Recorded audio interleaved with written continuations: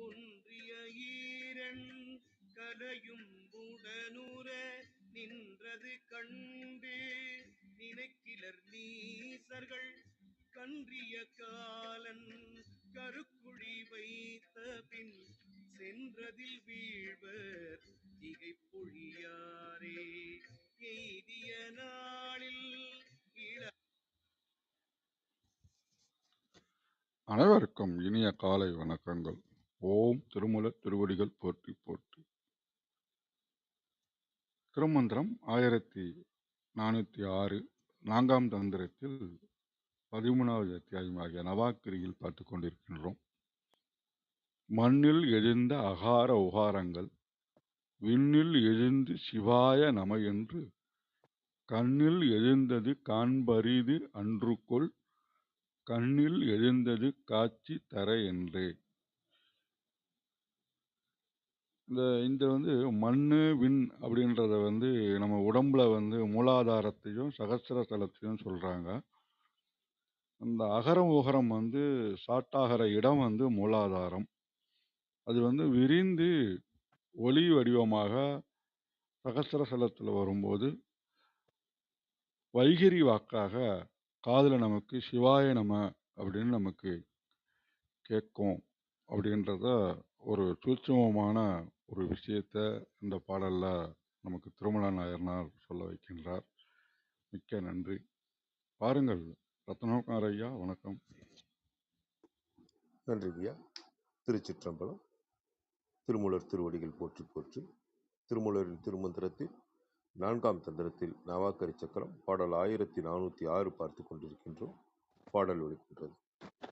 மண்ணில் எழுந்த அகரபுகாரங்கள் விண்ணில் எழுந்து சிவாய நமவென்று கண்ணில் எழுந்தது காண்பரிதன்று கொல் கண்ணில் எழுந்தது காட்சி தர என்றே.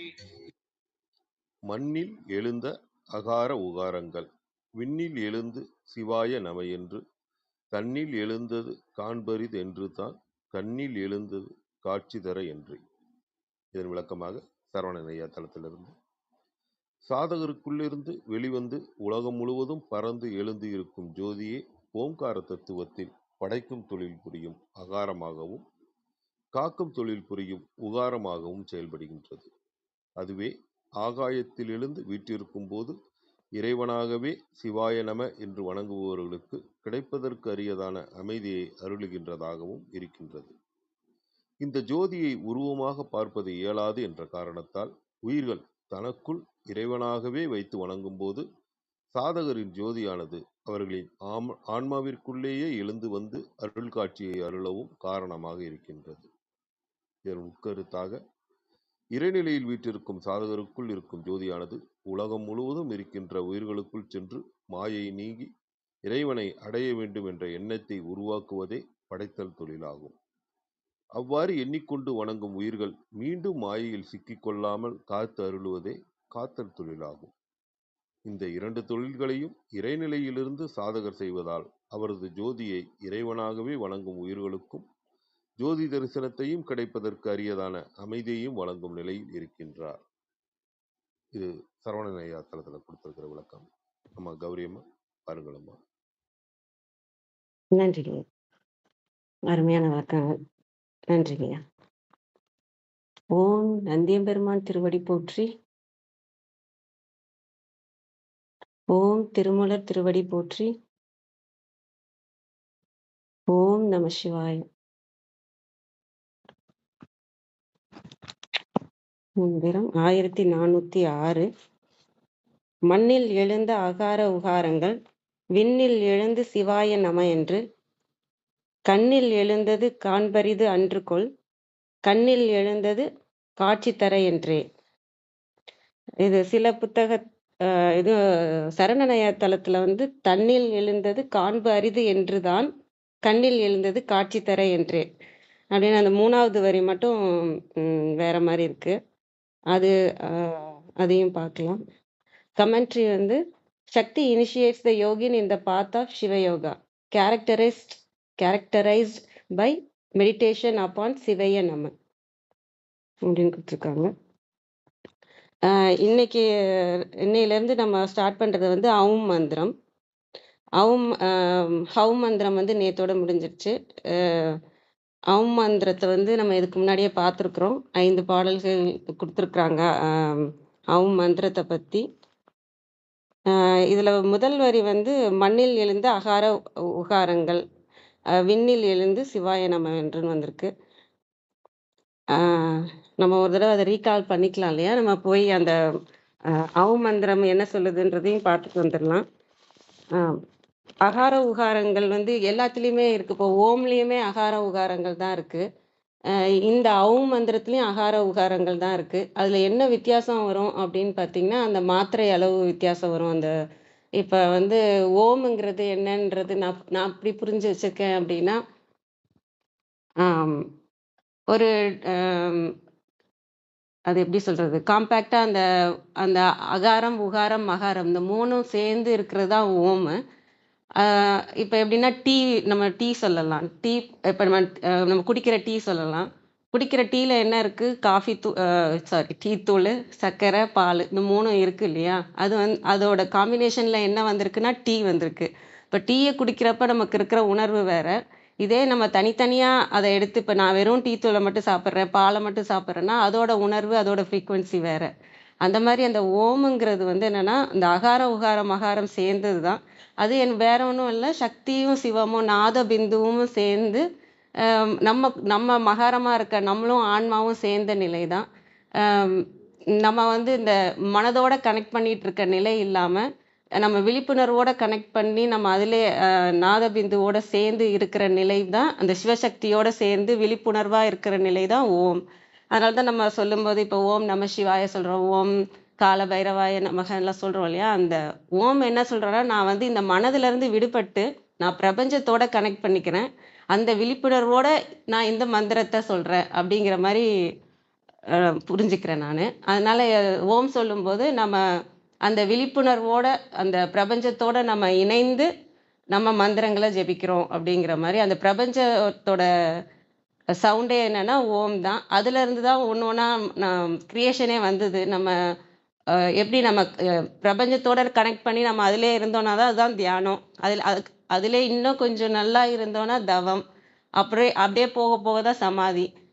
இந்த மாதிரி இதுக்கு ஆரம்பமாக அந்த நம்ம சிவசக்தியோட கனெக்ட் பண்ணி இருக்கிற விஷயந்தான் ஓம்ன்றது நான் புரிஞ்சிருக்கிறது. இதில் அவுமுங்கிறது எப்படி வருதுன்னா, அந்த ஆவுமே வந்து இன்னும் கொஞ்சம் மாத்திரை அளவுலாம் வேற ஆகும்போது அதோட ஃப்ரீக்குவன்சியும் வேற மாதிரி ஆகும்.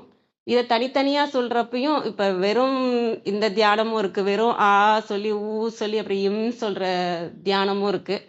அது வந்து என்னென்னா ஆ சொல்லும்போது அந்த மணிப்புரக சக்கரம் வரைக்கும் உள்ள இதெல்லாம் வந்து இயங்க வச்சு அதில் இருக்க நெகட்டிவ் திங்ஸ்லாம் போகும். அதுக்கப்புறம் நீங்கள் மேலே உகாரம் சொல்லும்போது அநாக சக்கரத்துக்கு ஏரியாவில் இருக்கிற இதெல்லாம் சரியாகும். அதே மாதிரி மகாரம் வெறும் மகாரமே நீங்கள் சொல்லிட்டு இருந்தாலே இது விசுதிக்கு மேலே, விசுதி ஏரியாலேருந்து விசுதிக்கு மேலே இருக்கிற வரைக்கும் எல்லாமே சரியாகும். அதுமாரி ஒவ்வொரு எழுத்தாக பார்த்தாலும் அந்த இதுக்கும் ஃப்ரீக்குவென்சிக்கும் நமக்கு சக்தி இருக்குது. இப்போ அவும் சொல்லும்போது இன்னும் கொஞ்சம் அதில் ஸ்ட்ரெஸ் கொடுத்து இன்னும் டீட்டெயிலாக சொல்கிறோம். அந்த ஓமையே அகார உகாரம் மகாரமாவே ஓம்னு சொல்லும்போது இன்னும் காம்பேக்டாக இருக்கிற விஷயம், இன்னும் அது சேர்ந்து சொல்கிற விஷயம். அது ஒரு சிவசக்தியோட இணைந்த ஆன்மா வந்து சிவசக்தியோட இணைந்த ஒரு எப்பயுமே பிரபஞ்ச ஆற்றலாக பிரபஞ்ச நாதமாக இருக்கிறது தான் ஓம் அப்படிங்கிறது நான் இங்கே பார்க்குறது. இப்போ நம்ம அவும் மந்திரத்துலேயும் என்ன இருக்குன்னா அதே அகார உகாரங்கள் தான் இருக்குது, ஓமில் இருக்கிற மாதிரி தான். ஆனால் கொஞ்சம் அந்த சவுண்டு வந்து வேற ஆகிறதுனால இதோட பலன்கள் என்ன அப்படிங்கிறது நமக்கு முதலே கொடுத்துருக்குறாங்க. நம்ம அந்த பாடலை கொஞ்சம் பார்த்துட்டு வந்துடலாம். 1354 இருக்குது. அவு முதல் ஹவு அது ஈராக சொல்கிற இடத்துல என்ன வரும் அப்படின்னா, அமுதேஸ்வரி வருவாங்க. அமுதேஸ்வரி தெரியும், நமக்கு அமுதம் கொடுக்குறவங்க. ஆக இந்த அவும் மந்திரத்தை சொல்கிறதுனால நமக்கு என்ன பலன்னா, நமக்கு வந்து அமுதம் சுரக்கும். சகஸ்ர தலத்தில் அமுதம் சுரந்துச்சுன்னா நம்ம வந்து சிவத்துக்கு எதிரான விஷயங்கள் எதுவுமே நம்மள்கிட்ட இருக்காது. எல்லாத்தையுமே க்ளீன் பண்ணிடும். அந்த அமுதம் வந்து எப்படின்னா அருமருந்தாக நமக்கு வேலை செய்யும். நம்மள்கிட்ட தேவையில்லாத விஷயங்கள் எல்லாத்தையும், மாய விஷயங்கள் எல்லாத்தையுமே தூக்கிடும். சிவத்தோட மட்டுமே ஒன்றி இருக்கிற நிலைக்கு கூட்டு போயிடும். அந்த இதுதான் இதுல சொல்றாங்க. அமுதேஸ்வரி கேடில்லை காணும் கிளரொளி கண்ட பின், கேடில்லை நாடில்லை மாடில்லை காடில்லை, இந்த அதாவது எந்த பற்றுமே இருக்காது. நாடுன்ற பற்றுன்னா நம்ம இந்த உலகப்பற்று, இந்த உலகப்பற்று இருக்காது. மாடில்லை செல்வ பற்றும் இருக்காது. காடு இல்லை நம்ம இந்த பிறப்பு அந்த பற்று இருக்காது. எந்த பற்றுமே இல்லாம எல்லாத்தையுமே தூக்கிடுவாங்க. இந்த அமுதம் வந்து நமக்கு சுரக்க ஆரம்பிச்சிருச்சுன்னா ஃபுல்லா சிவத்தோடயே நம்ம ஐக்கியமாகிற நிலைக்கு கொண்டு வந்துருவாங்க. அந்த இதுதான் மந்திரத்தோட பலன் வந்து என்னன்னா நமக்கு முழுமையா நம்ம சிவத்திலே இருக்கிற தன்மைக்கு கொண்டு வந்துருவாங்க. ஒரு உலகத்தோட கனெக்ட் பண்றதுக்கு எந்த விஷயமே இல்லாத மாதிரி நம்ம சமாதி நிலைக்கே போகிற அளவுக்கு நம்மளை கொண்டு வர ஆற்றலுடைய மந்திரம் தான் மந்திரம். இப்ப இந்த பாடல்ல இருந்து மந்திரம் விளக்கங்கள் வரும் இன்னும் கொஞ்சம் பாடல்கள் வரைக்கும். இன்னைக்கு வந்து மண்ணில் எழுந்த அகார உகாரங்கள், நமக்குள்ள எழுந்த அகார உகாரங்கள். நம்ம மந்திரம் சொல்லும்போது அதுல இருக்க அகாரங்கள் உகாரங்கள்லாம் தான் எழும். அது விண்ணில் எழுந்து சிவாய நம என்று, விண்ணில் எழுந்து என்னவா ஆகுதுன்னா சிவாய நம என்றே ஆகும் அந்த மந்திரம். ஏன்னா அந்த சிவாய நமன்ற மந்திரம் நமக்கு தெரியும். அது வந்து உலகப்பற்றுல இருக்கிறவங்க சொல்றது இல்லை. ஏன்னா அது முழுமையா சிவத்தை அடைகிற மந்திரம் அது. இந்த அகார உகாரங்கள் எழும்போது அது சிவய நம மந்திரத்துக்கு ஈக்குவலாகவே அது எழுது. சிவய நம மந்திரம் எப்படி என்ன ஆற்றல் கொடுக்குமோ அந்த ஆற்றலுக்கு இணையான ஆற்றலை வந்து இந்த அகார உகாரங்கள் கொடுக்கறதா நான் பார்க்குறேன். விண்ணிலுங்கிறது இங்கே சகஸ்திர தலத்துல தான் பார்க்குறேன். ஏன்னா அந்த அமுதம் சுரக்கிற இடமும் வந்து சகஸ்திர தலம்தான். கண்ணில் எழுந்தது காண்பரிது அன்றுகோள். இங்க கண்ணில் எழுங்கிறத நம்ம புரிஞ்சுக்க முடியாது, காண்பது அரிதுன்னா உணர்ந்து கொள்ள முடியாது என்று அன்றுகோள் அப்படின்னு கொடுத்துருக்காங்க. இதை விட எனக்கு வந்து சரவணநய தலத்துல கொடுத்துருக்கிறது வந்து தண்ணில் எழுந்தது அது கரெக்டா இருக்கிற மாதிரி தோணுது. ஏன்னா இப்ப கண்ணில் எழுந்ததை நான் புரிஞ்சுக்க முடியாதுன்னு சொல்லிட்டு அடுத்த வரியிலே நம்ம வந்து கண்ணில் எழுந்ததை வந்து நான் காட்சி தரேன் அப்படின்னு சொல்றதுனால நம்ம புரிஞ்சுக்க முடியும். என்னன்னா அது உணர்ந்தெல்லாம் புரிஞ்சுக்க முடியும். இதை காட்சியா ஃபர்ஸ்ட் 3வது வரியில வந்து உணர்தலை சொல்றதாகவும் அதை நம்ம புரிஞ்சுக்க முடியலங்கிறதுனால அது காட்சியா நமக்கு வந்து அம்பிகை வராங்க அப்படிங்கிறத வந்து நம்ம புரிஞ்சுக்கலாம். ஆனா அந்த வார்த்தை கரெக்டாவே இருக்கிறது வந்து சரவணநய தலத்துல இருக்கிறது வந்து என்ன இருந்ததுன்னா தண்ணில் எழுந்தது, ஒரு நிமிஷம் நான் எடுத்துக்கிறேன். தண்ணில் எழுந்தது காண்பரிது என்றுதான் அப்படின்னு தான் அவங்க இதில் அந்த 3வது வரி இருக்கு. அது இன்னும் பொருத்தமா இருக்கும். ஏன்னா தண்ணில் எழுந்தது தனக்குள்ள இப்போ நான் வந்து அவமந்திரத்தை சொல்லிட்டு இருக்கேன்னு வச்சுக்கோங்களேன், எனக்குள்ள இருக்க ஃப்ரீக்குவன்சிலாம் மாறும் இல்லையா? ஃப்ரீக்குவன்சி மாறும், எனக்கு அமுதமே சுரக்குதுன்னே வச்சுக்கோங்க. அதில் இருக்க வினைகள்லாம் தீருது. ஆனால் எனக்கு என்னன்னு தெரியாது, எனக்குள்ள என்ன மாற்றம் நடக்குது, என்ன நடந்துட்டு இருக்கு அப்படின்றது எனக்கு புரியாது. எனக்கு காண்பது அரிது என்றுதான், அதை புரிஞ்சுக்க முடியாது. காண்பது அரிதுனா அந்த உணர்வு என்ன ஏதுன்னு எனக்கு புரியாது இல்லையா? காண்பது அரிது என்றுதான் கண்ணில் எழுந்தது காட்சி தர என்றே. அதனால தான் என்ன அந்த கடவுளுக்கு என்னன்னா நமக்கு உள்ள என்ன நடக்குதுன்றது புரியாதுன்றதுக்காக தான் அது அரிதுங்கிறது, புரிஞ்சுக்கிறதுக்கு கஷ்டன்றதுனால தான் கண்ணில் எழுந்தது காட்சி தர என்றே. அதனால தான் அவங்க காட்சியாக நமக்கு வராங்க, காட்சியாக தேவியாக அந்த ஆயுதங்கள் ஏந்தி நமக்கு அகக்கண்ணில் வந்து காட்சியாக வர்றாங்க. எதுக்குன்னா நம்மளால அதை புரிஞ்சுக்க முடியாது அப்படிங்கிறதா. அது சரவண தலத்தில் இருக்கிற அந்த வரியை படிக்கும்போது புரிஞ்சுக்க முடியாதுங்கிறதுனால அந்த காட்சி வருது, அவங்களோட காட்சி நமக்கு கொடுக்குறாங்க அப்படிங்கிறது புரிஞ்சுக்க முடியும். ஏன்னா அடுத்த பாடல்லையும் என்னன்னா அவங்களோட காட்சி எப்படி இருக்கு, அவங்க எங்க வந்து காட்சி கொடுக்குறாங்க அப்படிங்கிறது தான். இந்த என்னோட புக்ல இருக்கிற மாதிரியும் பார்த்தாலும் கண்ணில் எழுந்தது காண்பரிது அன்றுகொள். அதாவது நமக்கு புரிஞ்சுக்க முடியாது, அது காண்பதறிதுன்னா உணர்ந்து கொள்ள முடியாது. அதனால காட்சியாக கண்ணிலேயே நமக்கு வந்து காட்சியாகவும் வராங்க அப்படின்ற மாதிரி புரிஞ்சுக்கலாம் இந்த இதை. இவ்வளோதான் நான் புரிஞ்சுக்கிறேன். இந்த பாடல் வந்து அவமந்திரத்தோட அமுதேஸ்வரியோட பாடல். அந்த அமுதேஸ்வரி எப்படி காட்சி தராங்கன்றது நாளைக்கான பாடல்ல இருக்கு.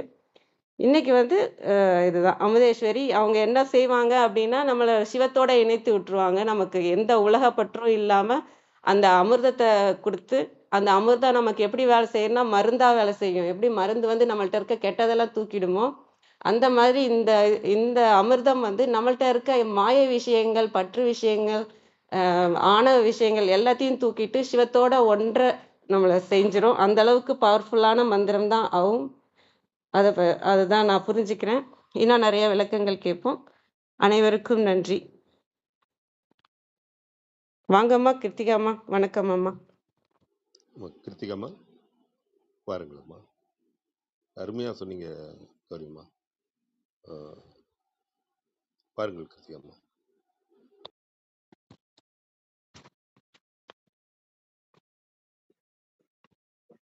நன்றி. அனைவருக்கும் காலை வணக்கம். சரவணனையா கண்டிப்பா ஒரு 4-5 இத சுவடிகள் எல்லாம் ரெஃபர் பண்ணி தான் சொல்லியிருப்பாங்க.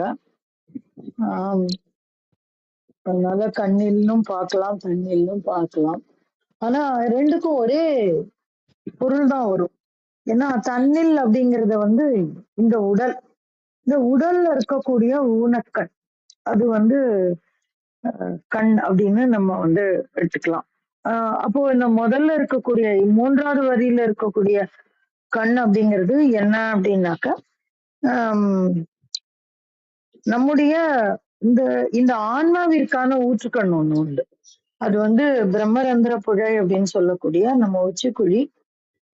அதுதான் இந்த ஆன்மாவிற்கான கண். அதனுடைய பார்வையை தான் வந்து நம்ம வந்து உள்வாங்கி இந்த மனதானது ஏற்று அதை வந்து பாக்குறோம். இது வந்து மானத காட்சி அப்படின்னு சொல்லுவோம். அப்போ நிறைய விஷயங்கள் வந்து அதன் மூலமாகத்தான் வந்து நமக்கு வந்து தெரிய வருது. ஞானியர்கள் வந்து நிறைய விஷயங்கள் வெளியில இந்த பிரபஞ்ச ஆற்றல் எப்படி இருக்கு, என்ன மாதிரி இருக்கு அப்படின்னு பதிவு பண்ண நிறைய விஷயங்கள் வந்து அதன் மூலமாக கண்ட அங்க இருந்து எடுத்து இங்க உள்ள கொண்டு வரணும். நம்மளால நிறைய நேரம் அந்த டிரான்ஸ்ஃபர்மேஷனை கரெக்டா பண்ண முடியாது. இந்த பாடல்ல பாத்தீங்கன்னாக்க கண்ணில் 3வது வரியில இருந்து தொடங்குறேன். கண்ணில் எழுந்தது காண்பது அரிது என்று கொள், கண்ணில் எழுந்தது காட்சி தரவென்றே. அப்போ கண்ணில் எழுந்தது காண்பது அரிது என்று கொள் அப்படின்னு நம்ம எடுத்துக்கலாம்.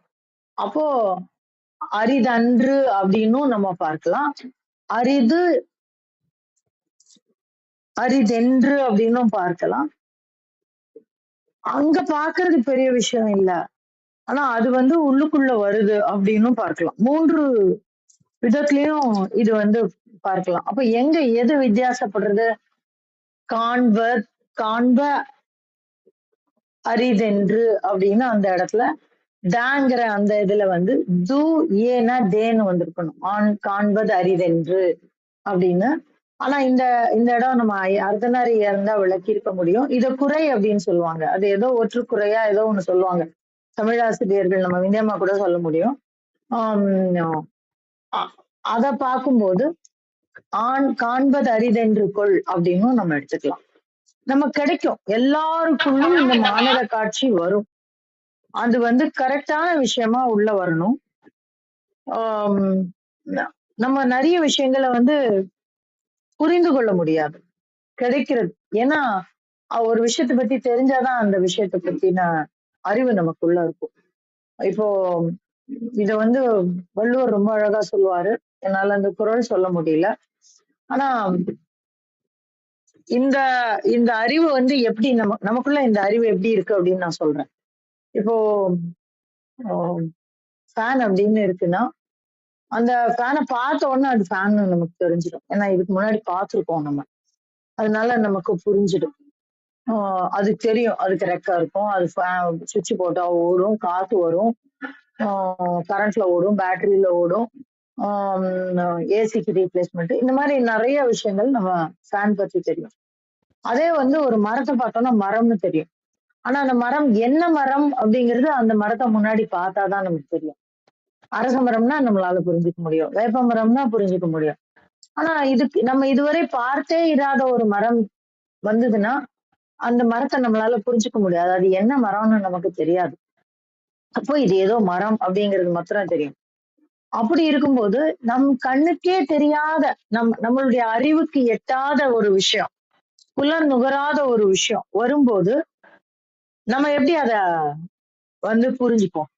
நமக்கு எப்படி தெரியும்? இப்ப ரத்னாயாவை நான் பார்த்ததே இல்லை, அப்ப எப்படி அது ரத்னாயான்னு எனக்கு தெரியும்? தெரியாது. அவரை பத்தின எந்த ஒரு விஷயமும் எனக்கு புரியாது. ஏதோ யாரோ அப்படின்னு இருப்போம். இது மனிதர்களுக்கு. அப்ப அந்த மாதிரி காட்சி வரும்போது என்னமோ நடக்குது, எங்கேயோ போறோம், என்னன்னு புரியல, இது என்ன குழப்பமா இருக்கு. இப்படிப்பட்ட ஒரு மனோநிலை தான் நமக்கு ஆஹ் வரும். ஏன்னா நமக்கு அது பத்தின முந்தைய அறிவு இல்லை. அப்போ அந்த அறிவை கொண்டு வர வேண்டும் என்றால் நமக்குள்ள அதை பற்றிய புரிதல், அதை பற்றிய அறிதலை நமக்கு பெற வேண்டும். அதான் கண்ணில் எழுந்தது காட்சி தரவென்றே அப்படின்னு நம்ம புரிஞ்சுக்கணும் இந்த இடத்துல. அப்போ பிரபஞ்ச அறிவு நம்ம புலன்களுக்கு புரியும் வண்ணம் நமக்குள்ளே வரி வடிவமாக தோன்ற வேண்டும். அத்தகைய வரி வடிவமாக தோன்ற வேண்டும் என்றால் என்ன நடக்கணும் அப்படின்னா, மண்ணில் எழுந்த அகார உகாரங்கள் விண்ணில் எழுந்து சிவாய நமவென்று அப்படின்னு சொல்லி இங்க இருந்து எழும்பக்கூடிய இந்த இந்த மண்ணில்னா நம்மளுடைய மூலாதாரம்னு நம்ம எடுத்துக்கலாம், இந்த உடல்னு எடுத்துக்கலாம். இந்த இந்த இந்த இந்த பிரபஞ்சத்துல இருக்கக்கூடிய நாம் வாழக்கூடிய நம்மளுடைய புலன்கள் சொல்லக்கூடிய உடல் அப்படின்னு, ஏன்னா கனம் சுமை இதெல்லாம் நம்ம நேற்றுக்கே பார்த்தோம். அப்போ இத்தகைய கனமான சுமையான இந்த பஞ்சபூதங்களால் நிரம்பி இருக்கக்கூடிய இந்த அன்னமய கோஷத்தினாலான இந்த உடம்பில் இருந்து எழும்பக்கூடிய அகார உகாரங்கள் அப்படின்னு நம்ம எடுத்துக்கலாம். அப்போ இந்த அகார உகாரம் அப்படிங்கிறத நம்ம பிரணவம் அப்படின்னு எடுத்துக்கலாம். இந்த ஆங்கிறதுக்கு ஏற்கனவே நம்ம பார்த்திருக்கோம்.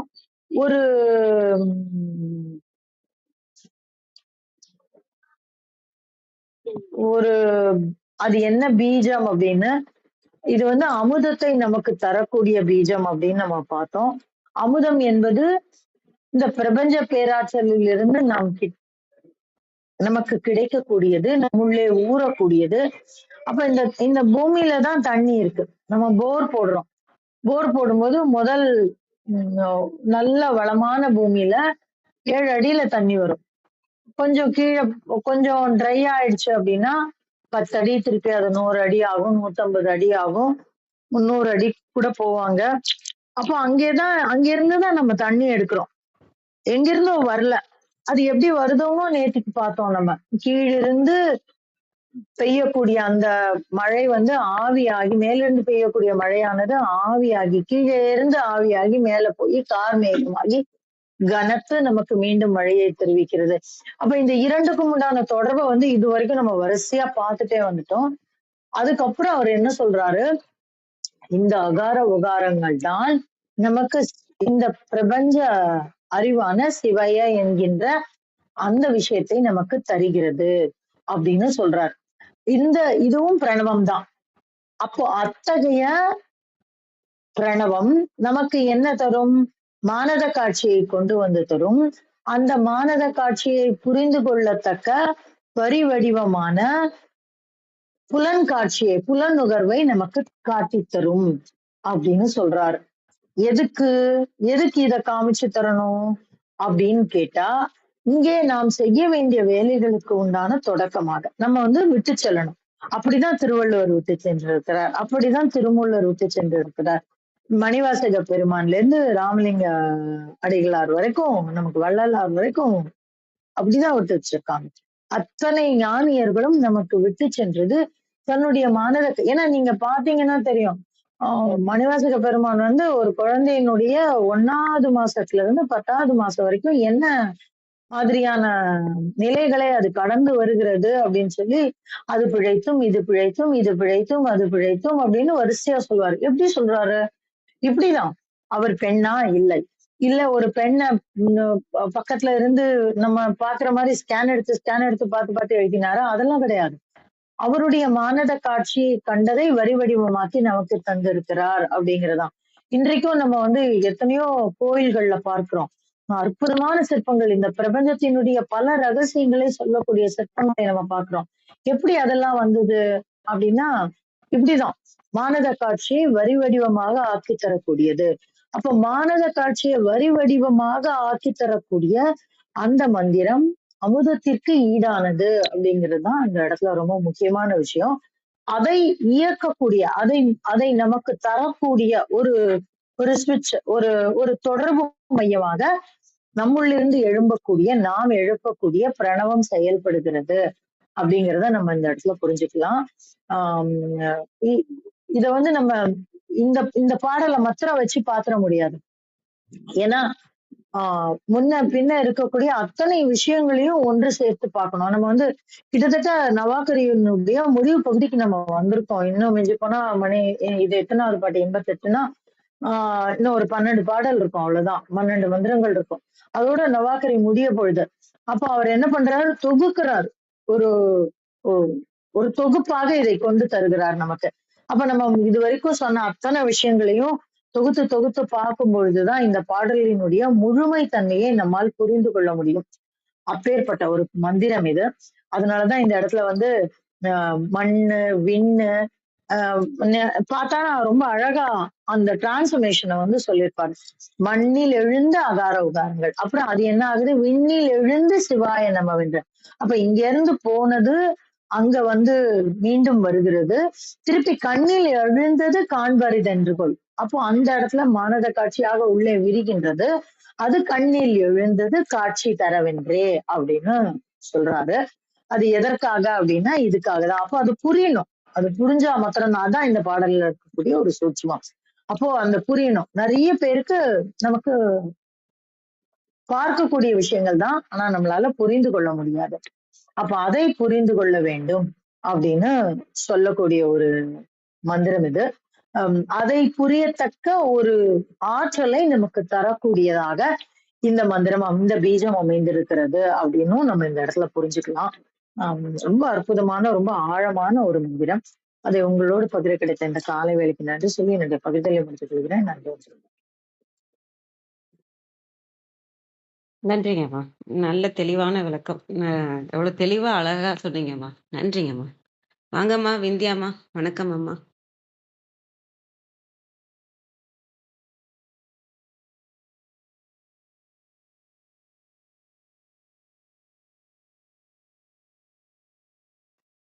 அனைவருக்கும் வணக்கம்.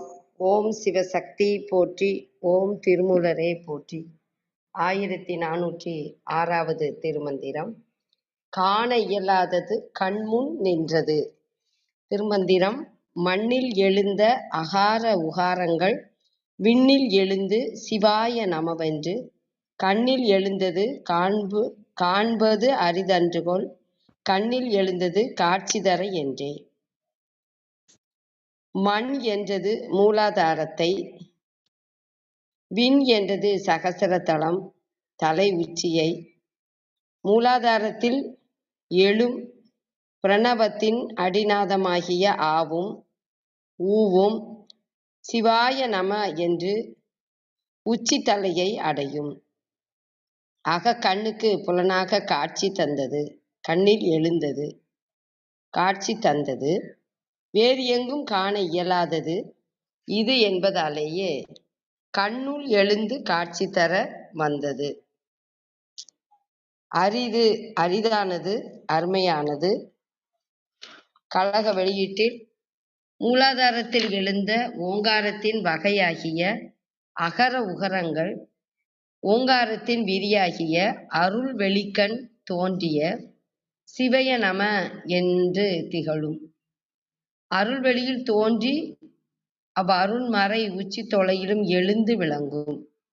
அது வேறெங்கும் காண ஒண்ணாதது, வரி வடிவாக கண்ணுக்கு காட்சி தர வந்தது. அங்கெல்லாம் வந்தது அத்தமிழ் மறையினை உணர்வில் உணர்தல் பொருட்டேயாம்.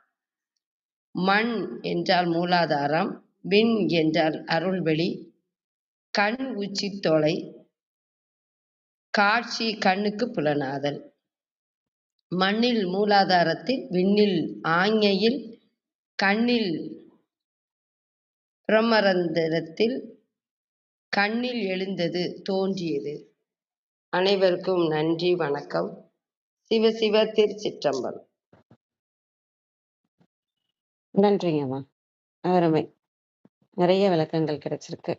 நன்றிம்மா. ஏதாவது கேள்வி, உங்களோட உணர்தல் ஏதாவது பகிர்ந்துக்குன்னா பகிர்ந்துக்கலாம். கேள்வி இருந்தா கேட்கலாம்.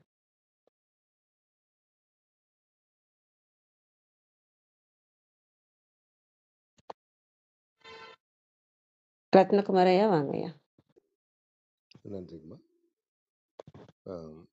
இன்னைக்கு உங்களோட உரை கேட்டுட்டு இருக்கும்போது ஒரு கிருத்திகாமா சில உதாரணங்கள் சொல்லுவாங்க.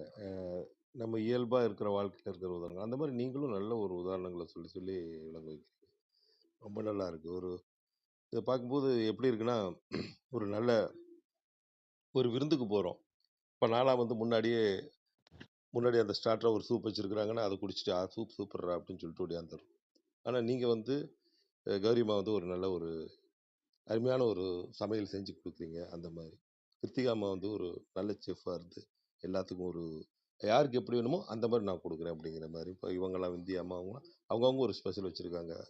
அர்த்தனார் ஐயா, இவங்க தியாகராஜன் ஐயா, சரவணன் ஐயா, அவங்க ஒரு ஸ்பெஷல். அர்த்தனார் ஐயா கடைசியாக வந்து ஒரு நம்ம என்னதான் சாப்பிட்டு வந்தாலும் ஒரு கடைசியாக ஒரு பீடா போட்டு நல்லா இருக்கு அப்படிங்கிற அந்த மாதிரி. நான் சாப்பிடவே சொல்கிறேன். இல்லை நீங்கள் பேச பேச எனக்கு அப்படி உதாரணங்களாக தோண்டிட்டு இருந்தது. ரொம்ப நல்லா இருந்ததுமா கௌரியம்மா, கிருத்திகாம்மா. நன்றி நன்றி. நிறைவு செய்து கொள்வோம். திருமந்திரம் கேட்க ஓத பயில அறிவில் உணர்வில் தூய்மையும் ஆன்ம உணர்வும் துணிவும் சஞ்சலம் சங்கடமற்ற வாழ்க்கையும் சிவன் மீது உண்மையான உணர்வு வருதலும் கிட்டும். யான் பெற்ற இன்பம் பெருகை வையகம் என்ற திருமூலரின் கூற்றுக்கிணங்க வந்திருந்து கருத்துக்களை பகிர்ந்து கொண்ட சான்றோர்களுக்கும் மெய்யன்பர்களுக்கும் மிக்க நன்றி. தளம் நிறைவடைகிறது. மீண்டும் நாளை காலை ஒரு நிமிஷம். சொல்லுங்கம்மா. சொல்லுங்க. சொல்றீங்க தெரியுமா, சிவன் மீது உண்மையான உணர்வு பெறுதலும் அப்படின்னு. அதுதான் இந்த பாடல்ல சொல்லி இருக்கக்கூடிய ஒரு வார்த்தை. அந்த கண்ணில் எழுந்தது மீண்டும் கண்ணில் தெரிகிறது அப்படின்னா இதான் இந்த இந்த இந்த இந்த வரியோட அவ்வளவு அழகா ஒத்து போகுது. நன்றி நன்றி நன்றி நன்றி. மீண்டும் நாளை காலை 6:30 மணிக்கு கேள்வி ஞானம் ஆன்ம சுவாசம் நிகழ்வில் சந்திப்போம். 5, 4, 3, 2, 1.